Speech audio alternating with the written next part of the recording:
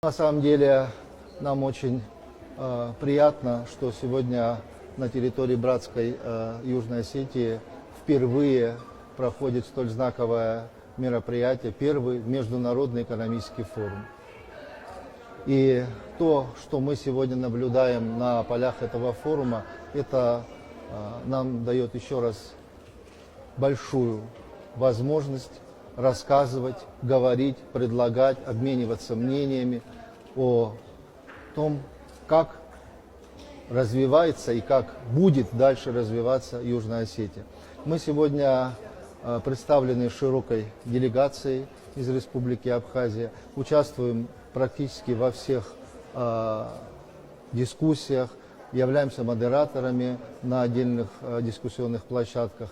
И поэтому со своей стороны хотелось бы еще раз подчеркнуть роль и значение этого международного форума. Сегодня присутствуют главы делегаций, здесь очень много представителей бизнес-сообщества, и вот мы, проходя по территории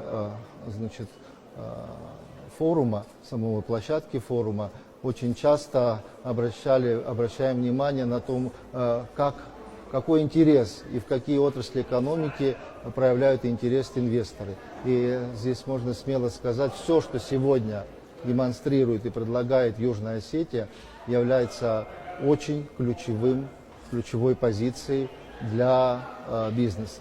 Вовлекать инвестиции в Южную Осетию сегодня должно стать трендом.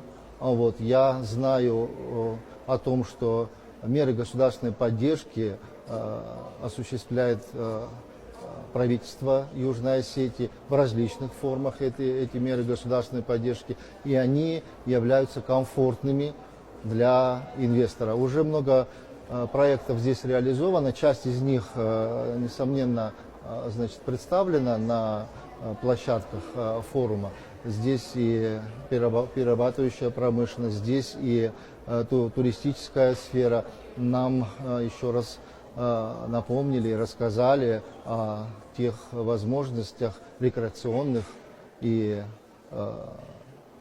тех источниках, которые имеются на территории Южной Осетии. Это хорошие предпосылки для того, чтобы